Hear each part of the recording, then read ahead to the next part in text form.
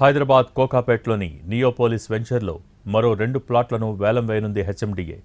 Survey number 239, 240లోని 2 ప్లాట్లకు వేలం నిర్వహించనుంది. Plot number 15, 16లో 8 ఎకరాలకు పైగా భూమి ఉండగా ఒక్కో ఎకరాకు 99 కోట్ల రూపాయలు అసెస్మెంట్ ధరగా నిర్ణయించింది.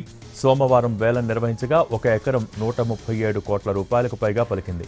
మొత్తం 9.9 ఎకరాలకు వేలం నిర్వహించగా 1355 కోట్ల రూపాయల ఆదాయం వచ్చింది.